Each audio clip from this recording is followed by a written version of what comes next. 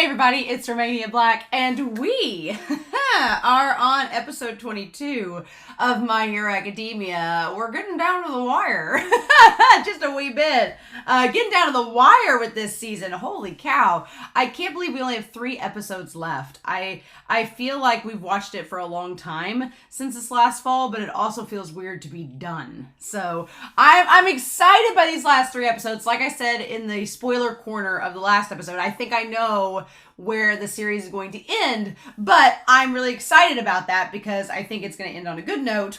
We'll see, and who knows, My Hero Academia may surprise me.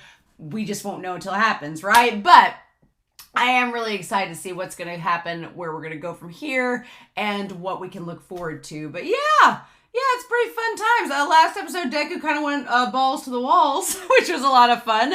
I got on Twitter and people were like, oh my god, Deku! And I'm like, yes, oh my god, Deku. It's about damn time, right? It's about time to be able to see Deku being able to use his quirks in sync with one another to go up against these enemies. And Lady Nagant turns out to be a pretty fun antagonist. I love antagonists. There's 2 types of antagonists I really like. I either like when they are just the hammiest villains, like All For One, like Aizen Sosuke, like Light Yagami. I love like a hammy villain that just is like so ridiculous that you find it endearing.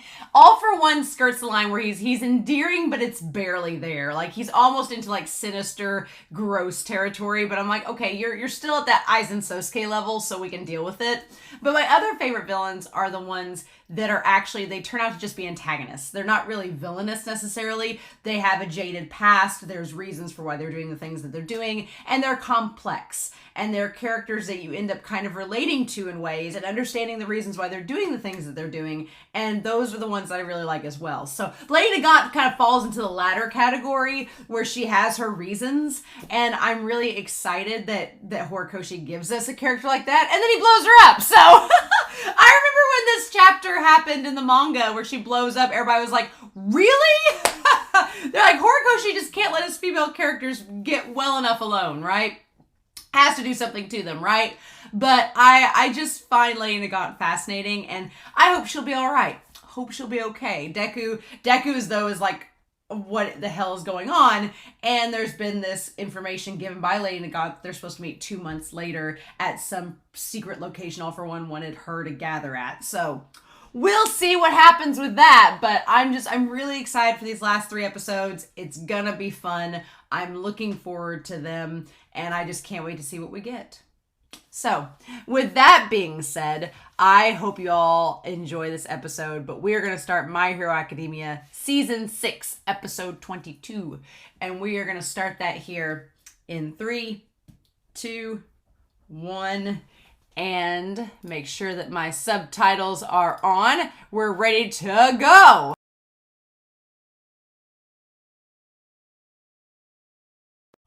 Oh man.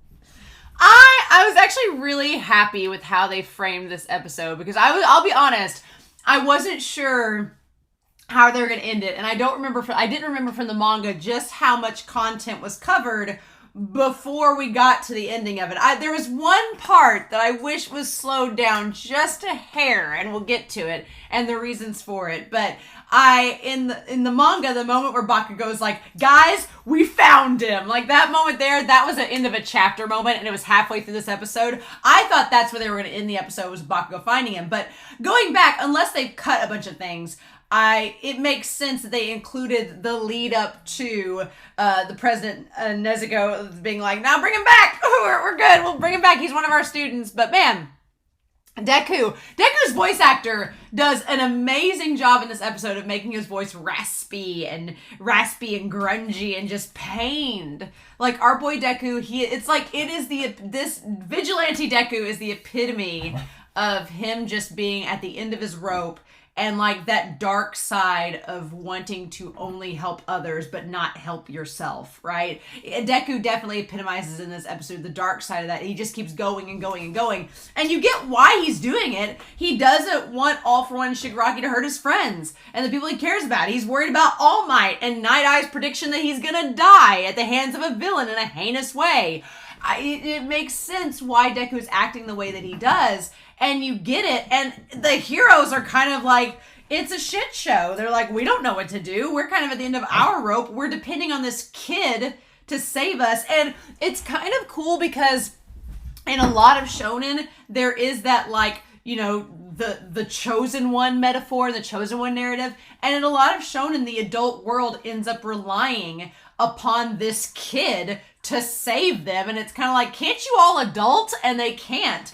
And it just, they can't do it. So they have to rely on this kid to save them. And Horikoshi is able to take that narrative and say, here's the dark side of that. Like, this is a literal kid that's being pushed to the brink. And so the moment that the second user, who I love that he's not sitting down, we'll talk about that, where he's like, Deku needs, and I'm like, a friend. He needs a friend. He needs support. And that's when Ochako and the others come in. And it's like, and of course, it's Bakugo leading the charge because he's like this ultimate Baka. Like, I just love that Bakugo, of all characters, is leading the charge to get Deku back. I'm like, are you kidding me? How the tables have turned, right? How the tables have turned. That Bakugo, of all people, wants Deku to come back. When, 4 seasons ago, he didn't care at all, or seemingly didn't care. But yeah. So, it was really hard for me last episode to not talk about the Habari Woods and the fact that mansion blows up. I was like, oh, we'll see what happens with that mansion. And I'm like, it blows up instantly. They handled it a lot better in this chapter, in this episode, than I honestly think the manga chapter did. The manga chapter, I'll be honest, when I read it, when it came out, that manga chapter was weird. It was a very weirdly paced manga chapter. We had just come off of this big battle and Deku getting like kind of ravaged, and then by Lady Nagant and the whole blowing up of her, and then we instantly came to this meeting in the woods and the mansion blew up. It was just like one thing after another. But I guess tonally that sets up Deku being so stressed out because there's just not been a break. It's like Lady Nagant breaks up, they find this mansion, it blows up. It's just like All For One has control of the reins, and Deku doesn't like it because he doesn't know where the carriage is going, right? He's trying to plan ahead. It's always good though to see Kamui Woods. Ed Shot freaks me out. His ability to be like a needle, hell no, can't do it. But I love seeing Kamui Woods and Mount Lady together. It's great. And then the projector. They handled this because in the manga, it just happens. And you're like, how'd this projector get here? What's going on? And you have to like figure it out from the visuals. And in this, they showed that they tripped a trap and it burst open the projector. I like it. Also, it shows that All For One using the resources they've gathered as they go. Like, this was the mansion where the racist clan was at that was against the different quirk users that were like Spinner were at, and they kind of kicked them out to take it for the League of Villains. All For One being resourceful and using property that he's acquired through Shigaraki, now using it to blow up. Although he's not very good with property, he doesn't have a lot of longevity or trajectory with it, he's just going to blow it up and be done with it. That says a lot for his character. But, God, it is so... I forgot the conversation he has with Deku, where he's just talking about, oh, Lady Nagant, I didn't force her to do anything, but I knew she was the type of person that from the kindness of her heart, it would lead her to tell you to lead us here. And here we are. And so she did what I thought she would do. Basically, All For One, like, challenging a child, being like, I can be a strategist, can you, Deku? I'm like, he's like 15, dude. You're like 100 and something, probably. Like, what's going on? And then him just saying, I'm going to outmatch you. And there is a point in the conversation where he's like, Hero Society, they basically... It's a regulated society. He's like, at the end of the day, it's a regulated society, and someone is going to get excluded, right, for not fitting into the box that the society has built. And so he's like, all villains are victims. He's like, they're just people who've been ostracized from society that haven't been accepted. And it's such like a slap to Deku's face, because All For One knows what he's saying. And he's saying, oh, you want to save everybody. But he's like, this is the part of society you're not supposed to save. So what are you going to do? Are you going to make yourself ostracized to try to save us? It's just like he's just poking Deku with a stick. And Deku knows what he's doing, but it's still affecting him regardless, right? It's still affecting him either way. And Deku, that's just his heart. It cuts to the core of him. I do like that All For One's like democracy, socialism, roots are all the same. They're a society. They're a structured environment. There's going to be people that fall through the cracks in any situation, which is not untrue, right? That's kind of what makes All For One a scary villain, is that there is truth in what he says. It's just it's also distorted and warped to specifically fit his agenda. So it's like you can't totally deny what he's saying, but you just have to point it out and pick it apart. And he always seems like he's one step ahead of everybody. He's already figured out what you're going to say about him, and he's prepared the counter argument, right? So that's fun. I like that about him as a villain, that he's kind of like, it's so, you just like love to hate him. You're like, like, why are you like this? But I do like he just gives the group his political statement. He says it's the principle of living in groups. Not everybody's gonna get along. Somebody's gonna get left out, and are you ready to handle that, Deku? And for him to tell Deku the path you've chosen is thorny. Are you going to be able to weed through the thorns? It's never going to end. And just that close-up on him. And then, although, when he says, while I was in prison, I kept thinking of you, I was like, ugh. It's like, that's so gross. All for One, get away. He's a child. Leave. But then again, All for One wants his brother back more than anything, and he's inside of Deku, for better or worse. So that probably attributes to it as well. But him calling All Might a big oaf, that's the thing that's kind of scary, is that you get the sense that All for One was always like this smart strategist, and All Might was just relying purely on strength. And he's, in All for One's mind, he's this big oaf. But Deku, as we've seen, Deku is a strategist like All for One. So All for One, it's almost like he's just found this chess player, but the chess player's like a child prodigy, and he's like, don't care. I'm Bobby Fischer. I'm going to play him anyway. And it's kind of creepy, but it makes sense that Deku is a much more formidable opponent for All for One than All Might was, right? Because they're so similar. But it's like Deku has no interest in All for One. He wants to stop All for One, but he has no interest in saving him. He's like, you're the reason for all this. No. But Shigaraki, Deku still views in a more sympathetic light. But that line, that's like, it feels very much like saying, like, the U.S. propaganda posters where it's like American Sam, and he's like, we want you for the League of Villains sort of situation, where he's like, it's your turn. I love that you have All Might stretching out his arm to him, being like, now it's your turn, like stretching it out. And then it's a cool contrast. You have All Might stretching his arm out saying, now it's your turn, and giving this forceful pose. And then you have All for One doing something very closed, being like, it's your turn. Like, it's just like, it's more sinister, right? And I love that just play on words. The episode has to, remind people about it later, which is kind of like, I think the audience would have got it without you reminding us about it, but it's so creepy and sinister. And then they blow up the mansion. And then they blow it up. It's like, so yeah, we'll skip this OP.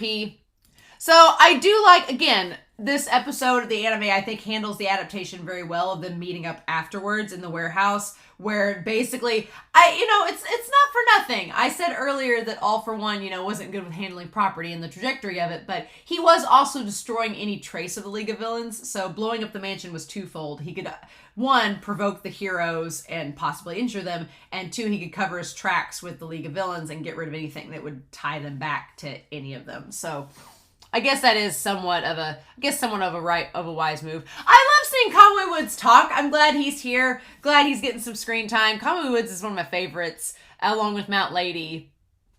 But they established, man, Death Arms resigning, it hits really hard in the manga. It really does. And it hits hard here too. Just the idea that he was so integral in helping them against the Liberation Front back in the previous season. And now he's just resigning. He's like, I can't do it anymore. He's like, I can't do it. I have to get out. It's just for my own sake. And it kind of sucks because you have like the best of the best here, the ones that aren't giving up. And like, I don't think Endeavor will, obviously, because he's tied his family in all of this. Best Jeanist, where's Best Jeanist going to hide with that neck, right?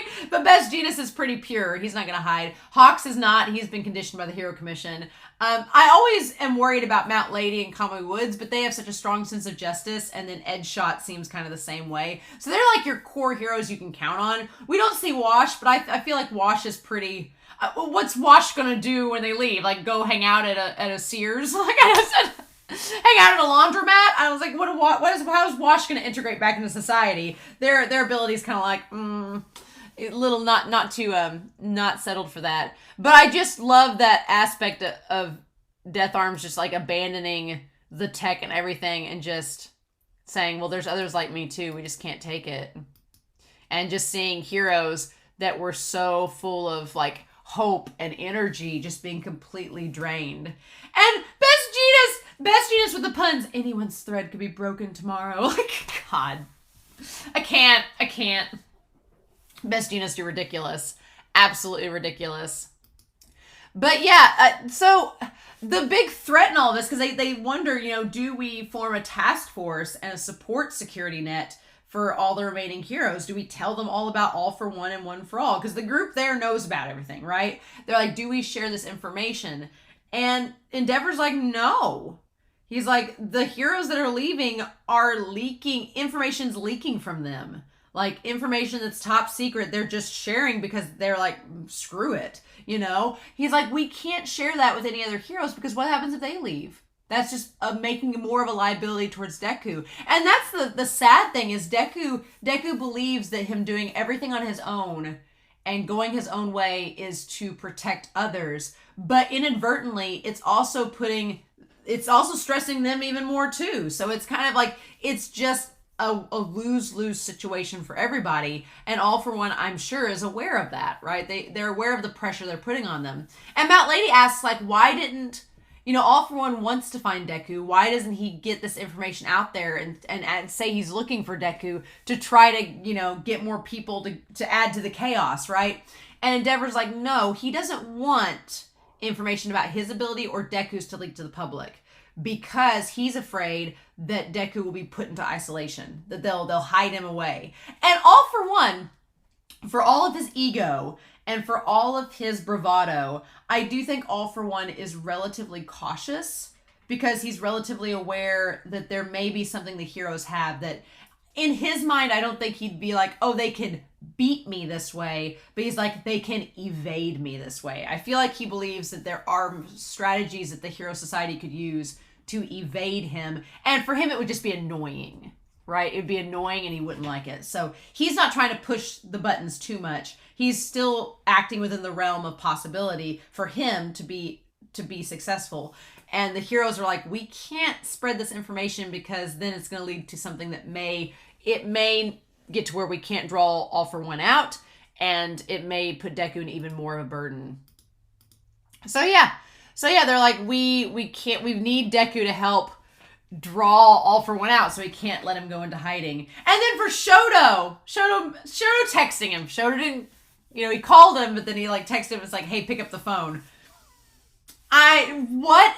When this happened in the manga, it was like just a moment of not only is Shoto contacting his dad, Shoto's the one reaching out to Endeavor, which is in itself, but that Endeavor isn't answering. The one that's like, Shoto! Like, he's not answering because that's how dire the situation is. Like, I think at that moment reading the manga, I was like, oh, this is how serious it's gotten, where Endeavor can't even answer his own son about Deku, which is the crux of this entire series in terms of those two characters has been their relationship and their communication. So the fact that we can't have that now shows how serious things are. It's just, it's bonkers, right? Absolutely bonkers.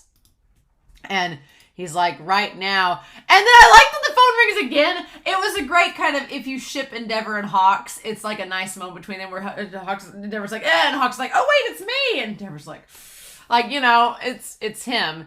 And then saying that it's All Might. Now, I have wanted to talk about this scene in this episode for a while, only because of the manga artwork. Now, if you are not a My Hero Academia manga reader, you should be. You should be. If you enjoy this series, the anime, the manga, the artwork that Horikoshi does, I like Bones. Don't get me wrong. I'm watching Mob Psycho right now. Mob Psycho is amazing. I like Bones as a studio. Bungo Stray Dogs, Mob Psycho, beautifully animated. We've talked in the Discord. I feel like My Hero Academia is their least favorite series. I feel like Bones does not like animating this show. And I don't know why. It's such a good show, but I feel like at times Bones is like, we're just kind of like just gonna half-ass it, not try our best. And I'm like, why not? I feel like they really consider Mob Psycho like one of their darlings. And Bungo Stray Dogs, they're doing an amazing job animating season 4. It's gorgeous. But I feel like My Hero gets the shaft, and I'm not exactly sure why that is, why they push it to the back burner. Maybe because there's so many episodes. I don't know. But the point is that the manga that Horikoshi draws is beautiful. And at this point in the story, if you read any part of the manga for My Hero Academia, read this arc, because the artwork is phenomenal. And I wanted to bring this up last episode, but I was going to wait and see if we got the shot. But the first shot we get of Deku finding the second hired gun and All Might telling him about it, the shot in the anime is fine. They don't linger very much on it, but it was like a central point of a chapter in the manga. So I'm going to show you all the image from the manga of that scene and just how menacing Deku looks. Like showing Deku's kind of fall from grace, where he just looks like a villain. People have been hyping up this part of the season all season long, and I've been really afraid, because I was afraid people were going to hype it up too much and then Bones wasn't going to live up to the expectations. And they do a fine job, don't get me wrong. I'm actually more impressed with what they did. I was afraid they were going to botch it up. It's better than I expected, but I came in with low expectations. So it's not to the manga standard though. Like that scene where he finds the second hired gun, there's like no emotion in Deku's face. And it's not just the mask, like his body language, everything. He's just found the villain, caught him, is like, he might blow up, we need to leave. Like, he's just so drained. And Deku's like, just so worried about his friends, worried about his family. He's worried about the Society of Heroes. He's worried about Shigaraki. He's worried about All for One. It's just like all these pressures are mounting on Deku. And like Bakugo says, Deku's response is being like, oh, I'm fine. No, you're not. You're not fine. No one would be fine in that situation. And Deku's like, oh, it's okay. And it's like, it is not okay. And he just like, the scene where he wipes, like he's like, be careful, he might explode. And this is the part that I wish had a little bit more time. And I know they were trying to end the episode with Deku and the other UA students facing him. And that's where they should have ended the episode. I'm not going to argue with that, but damn, I wish they'd spent a little bit less time in the warehouse or sped that conversation up and spent more time on the damn bento box, because in the manga, this scene is heartbreaking. This scene made me cry reading it, because I was like, no! Because All Might understands that Deku's moved on from him. He understands that Deku's not following anymore and that he's just trying to keep up. And he's accepted that position. He's accepted it with Aizawa. He's talked about how he knows his role to play now. He knows what he has to do, but damn it, he loves Deku like a son. And he wants to help, and he told Inko that he'd help keep him safe, and he's doing the best that he can. All Might wants Deku to keep that humanity and not just become this dark force. And for him with the bento box where he's like, young man! And all Deku can think about is that All Might has been predicted that he's gonna die heinously at the hands of a villain. And all Deku can think about is, if you keep following me, All for One's gonna kill you. And I can't have that. And so he pushes him away. He's like, I can move at the same level you did at 100% without any backlash anymore. He's like, I'm stronger than you are now. He's like, and I have more quirks, I have more tricks. He's like, I don't need you anymore. And All Might's like, I'm not asking you to need me. He's like, I just want to be there for you. And then All for One, All Might knows what he's trying to do. And then you flash back the moment where he's like, I want you to tell the world I am here. And that's kind of what Deku's doing, but it's not in the way All Might could have ever predicted, right? And that moment where he's like, All Might thinks that Deku is like, you don't have to look back at me anymore. And All Might thinks that Deku's just not going to look back at him. And then what does he do? He looks back and says, that's why you don't have to worry. And it's just like, the moment he looks back, I will say this, the look on his face, the moment he looks back and you see like the rabbit mask and his eye there from the side, that part is beautiful. And I'm like, oh my God. And All Might's like, no. He's like, just take the bento box here, man. I'm like, Deku, all he had to do is take the bento box. All he had to do is take the lunch and fly away. That's all Deku had to do. Just eat your food, Deku. But the moment, and All Might's like, I need to tell you these things. I need to tell you it's going to be okay. I need to tell you all this stuff, and I can't get it out. He's like, I don't want to, insult your pride. I don't want to get in your way. He's like, but you just have to know how much I love you. And when he jumps after Deku and he misses, and the damn bento box goes everywhere. In the manga, it made me cry. I was so heartbroken because you just see what All Might's trying to do and the emotion he's trying to convey. And you see Deku's frustration and Deku's sadness, and he wants to just distance himself from All Might so he's okay. And the voice acting in the scene of All Might crying, no! I wanted them to spend just a little bit more time on All Might's tears because that would have got me. They didn't spend nearly enough time for me to for the emotion to sink back in. I needed another moment for it to sink in. But All Might just in the rain, crouched down, crying? No! So sad. It's so horribly sad. And then we cut to the shot of Stain, right? They could have not focused on Stain as much, but I get why they're doing it. I like Stain's look. Stain looks like Yuta from Jujutsu Kaisen. He has like the white overcoat and the black sword. He looks like Yuta. I'm like, okay. Makes sense. I get it. But then everybody's talk about Deku, that I heard he has a bunch of different quirks. And just the comparison, they're like, well, isn't that like All for One? Isn't that like a Nomu? And it's so cool because up until this point, you know, you probably, I mean, I'm sure audience people made that connection, but it's cool to see Horikoshi be like, yes, this was intentional all along. This comparison between Deku and a Nomu, Deku and All for One, it was all intentional. And then you have Dabi over here connecting to a Nomu. You have like all these parallels and comparisons and contrasting elements, and the people being scared of him, but also kind of like, he's like Batman. They're like, we're kind of scared of him, but he's also saving us, so okay, you know, like that situation. But I will say, like, he's covered in blood and dirt and doesn't look like a hero at all. No, he does not at this point. He's got like Black Whip coming out of him. He doesn't look like a hero. He's covered in blood and dirt. This is the other part that you should go see the manga for it. This is the panel I've been wanting to share the last several episodes, and I was just waiting till we got to that point in the season. But around this time, just for frame of reference, FYI to everybody watching if they're not a manga reader, around the time this chapter came out in the manga was around the time the mangaka for Berserk passed away. And I don't know anything about Berserk. I would hopefully like to get to it this year. We'll see if it wins the retro poll later this summer. We'll see. I would love to read Berserk. I've wanted to watch it for years. So we'll see how that goes. But all I know about Berserk is I've seen a few panels of the art style. Not enough to be... I've not looked into it because I don't want to be spoiled. But I've seen a few panels of Guts, a few panels of the art style, just the landscape, seeing how amazing they are, and like the pin work, insanely gorgeous. But the art style that Horikoshi kind of develops for Deku around this time, I felt, and I did a post on Tumblr about this years ago, back when I was really active on Tumblr, about how it feels to me like Horikoshi was paying homage to the mangaka of Berserk, because here's a panel of Deku in that shot where he's walking away, and they're like, he's covered in blood and guts, he doesn't look like a hero at all. I've seen a panel of Guts before, and that line work, that inking, that illustration style looks like something out of Berserk.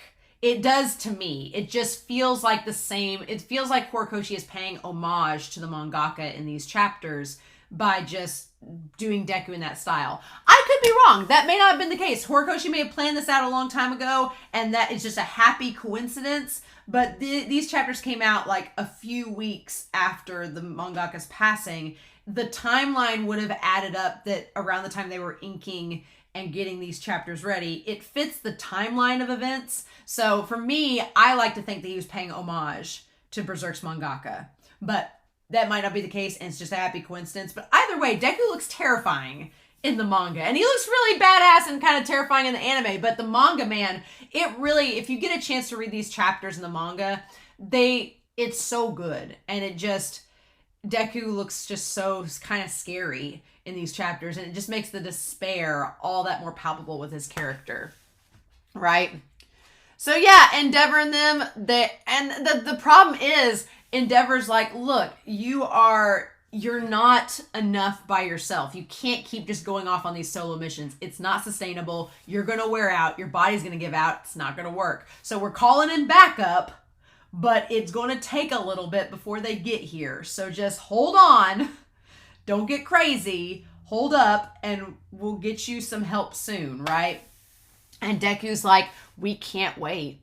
Deku's like, yeah, you all keep doing that, but I'm going to keep doing my thing because we can't wait. And Deku being like hunched over, he looks like an animal. He just looks like a rat, like a hare that's been like rained on and is just like skulking through the mud. Like he looks animalistic in the manga, and the anime does a good job of having him hunched over, like just exhausted. Deku's just done. He's just running on fumes. And then we see like the fumes of the vestiges being like, your wounds aren't healed. You need to stop. And I love they call him the Ninth. They don't call him Deku. And he just shrugs them off. So we get the council meeting. I like the second user has not sat down. It's like the second user is the one user who we haven't seen his ability being used by Deku. He's the one whose ability has not been used yet. I like that. I like that everyone else has come to the table to let Deku use their quirks, and they've all sat down in the circle. But the one guy, he's like, nah, I'm not ready yet. He's like, I'm still holding out. I also like, too, I don't know if I mentioned this in the other reactions, but the space that they're in with all of the thrones, it's kind of a cool duality there, because on the one hand, the thrones remind me of All for One. Like, All for One gave the first his quirk, the quirk for stockpile. The quirk, he gave him that, in a sense. So the funny thing is that the thrones kind of seem like All for One's influence right there in that world. But the space that they're in with the door, that's the room that the first user was being imprisoned in by his brother. So that room there, it's the room he was being imprisoned in this whole time, when the second and third user came in to rescue him. So that's kind of cool. I like that. I think that's a really cool visual there. And the fact that the second user hasn't sat down yet, we don't know his ability, what his quirk is. But he calls him leader. The third user calls the second one leader, right? Saying, what do we do?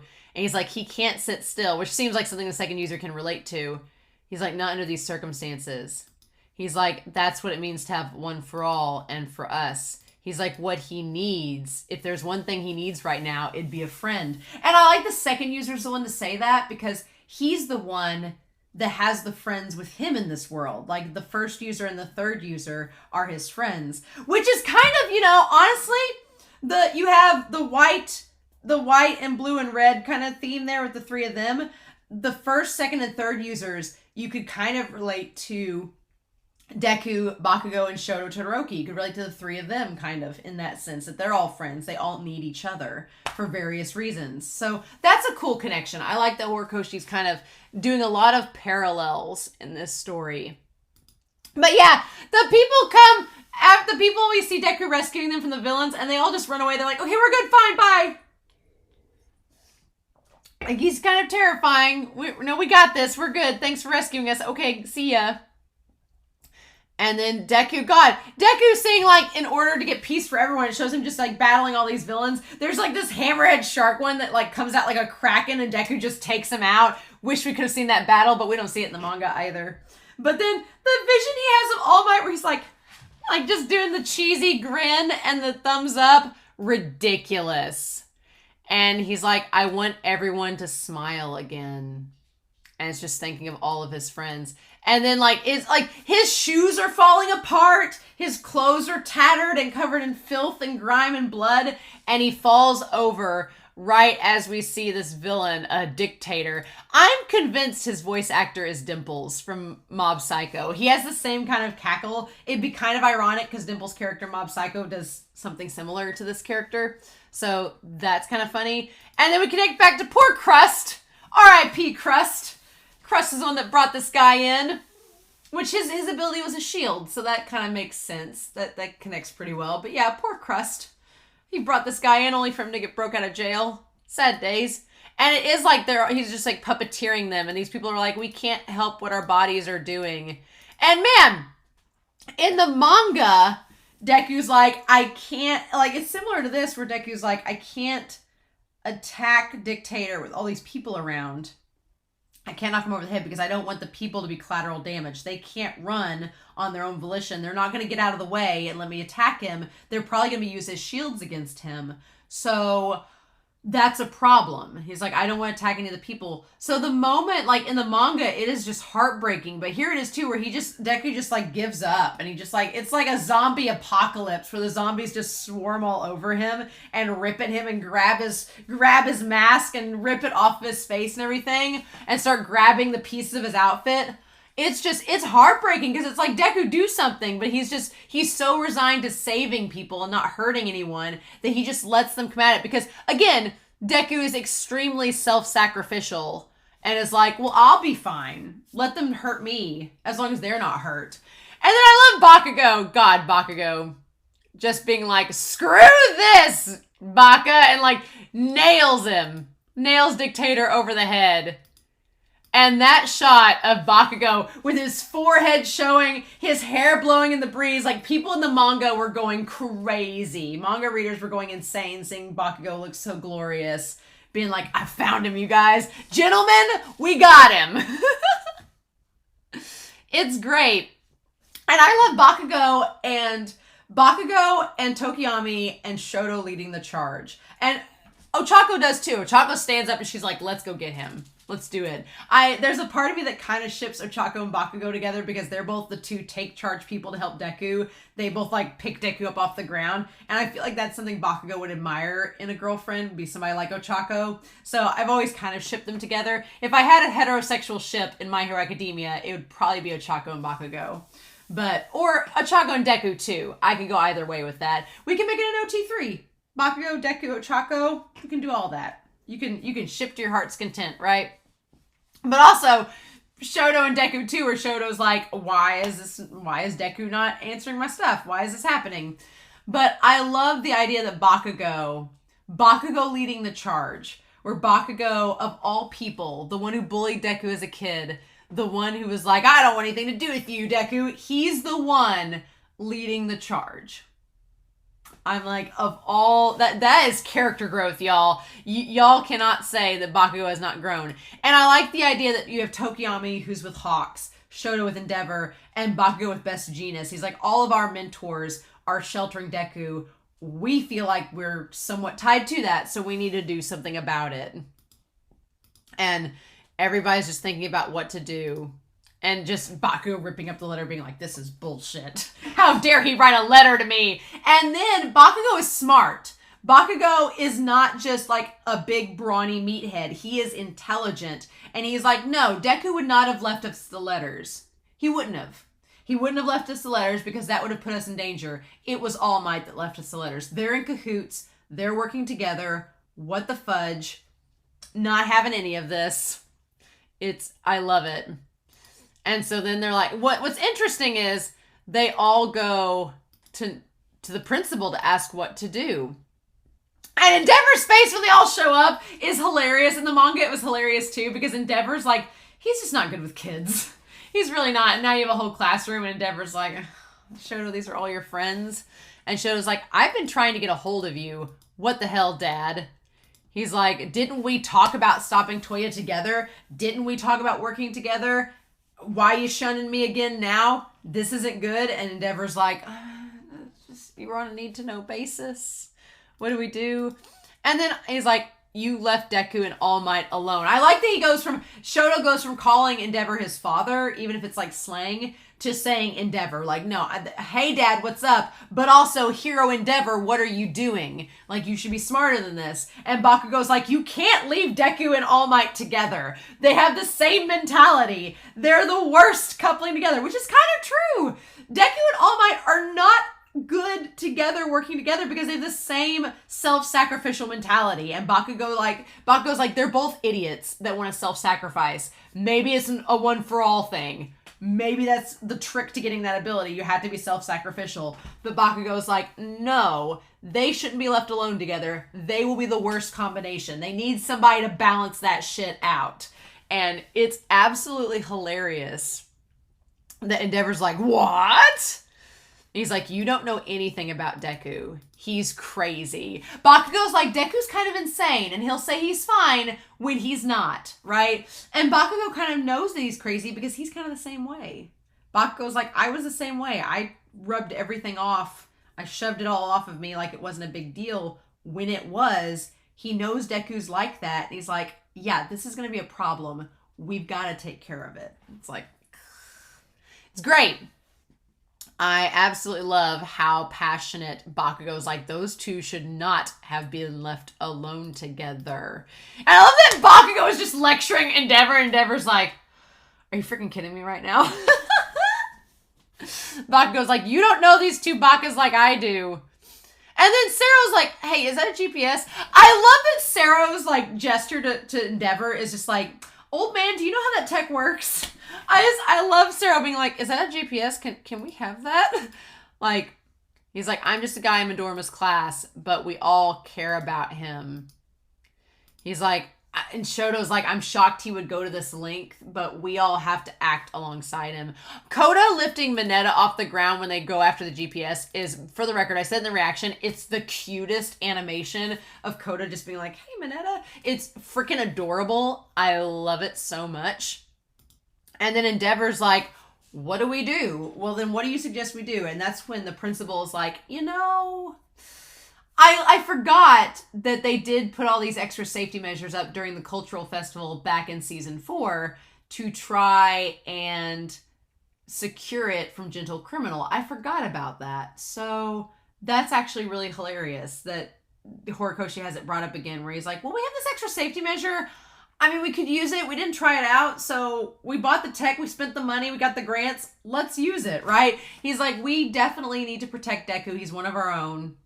We have safety measures in place that can protect us from the League of Villains.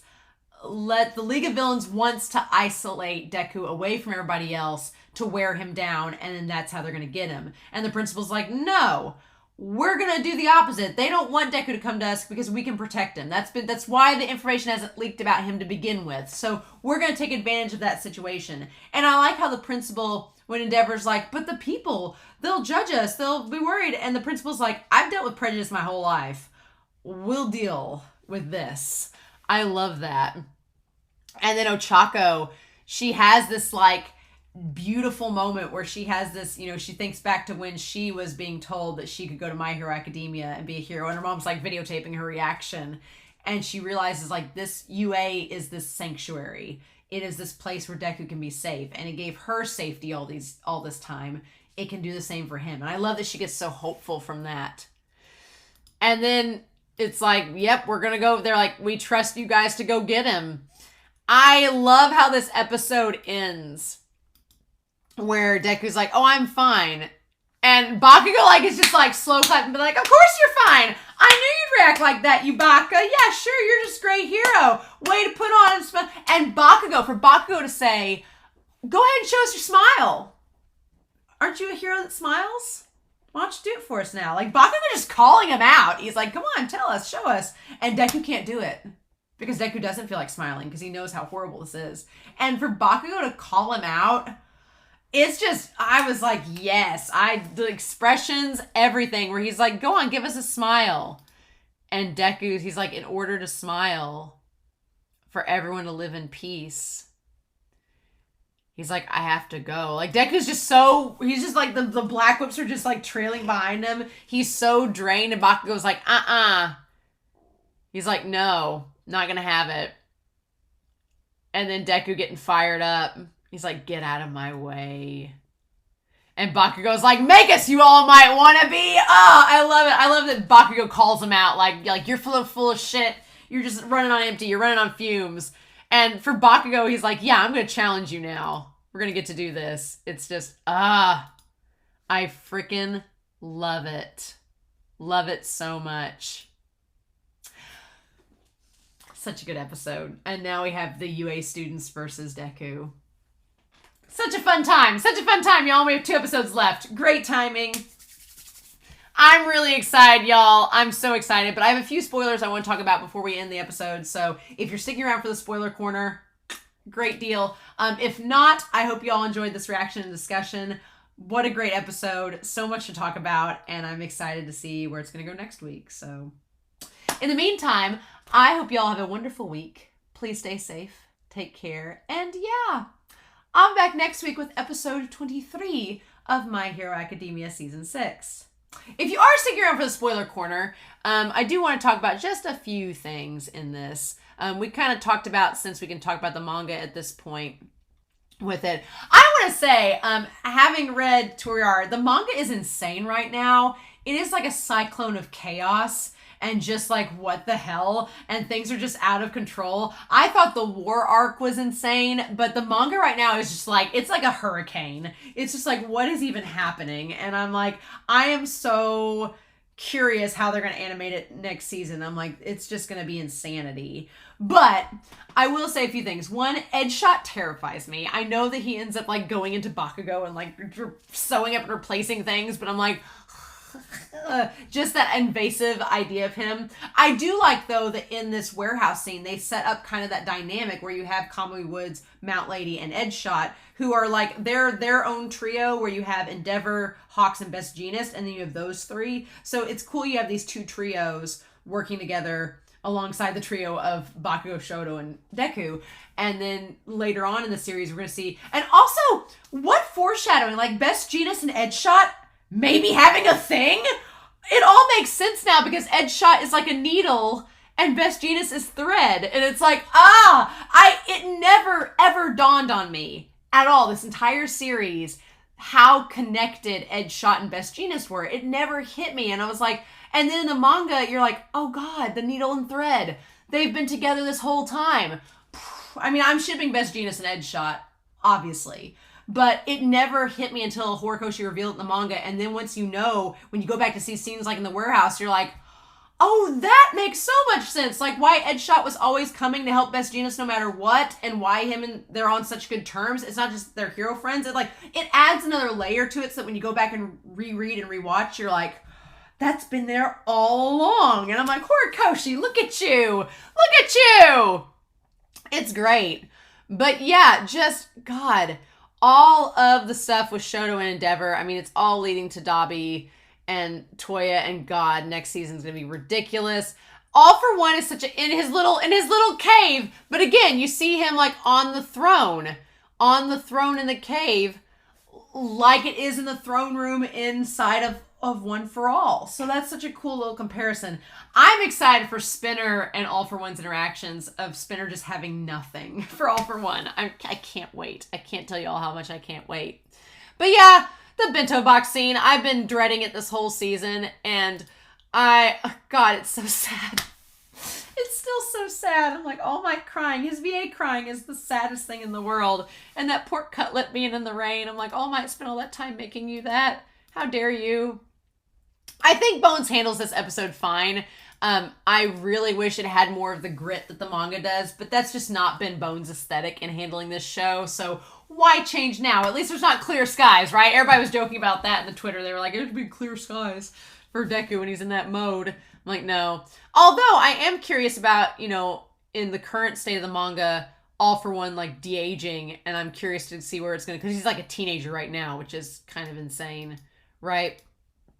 God, I'm really surprised. I couldn't remember what all happened between the ending of last episode and the moment where Bakugo looks down at Deku and he's like, we found him. Like, I couldn't remember what happened in that moment. So I'm glad that wasn't the end of this episode, that we got the setup. We got the setup of all the UA kids deciding to save Deku. Like, I love that so much. And Bakugo leading the charge. I've become, I would say honestly, from this point on, I have become the biggest, I mean, I like Deku and Ochako, and the next couple episodes, I think, if people ship Deku and Ochako, that's going to kind of cement it for them. I like that ship a lot. It's probably my second favorite Deku ship, but Deku and Bakugo, this set of episodes, and then, like, all the stuff before, all the stuff after, I'm like, Horikoshi, come on. Also, Kirishima looks really good with that long down hair in that scene. He was animated really well. I did want to point out that in the moment, also if you're a Bakugo and Shoto shipper, that little nudge on the shoulder is really good. I like that. I should have said that in the main discussion. But the moment that Sero says, "Is this your GPS?" I wanted to point that out because it just hit me in the reaction, and I was like, oh, I can't talk about this till the spoilers. One, his GPS has an E on it for Endeavor. Come on. But also, when they go to grab the GPS, it's not only Sero and Mineta which Sarah Mineta would have the abilities that would grab it the best, and then Coda comes after it, and then Mina, but Invisible Girl goes after it, and she's one of the traitors. And I was like, that's interesting. It didn't hit me until rewatching this that she was one of the ones that went after the GPS.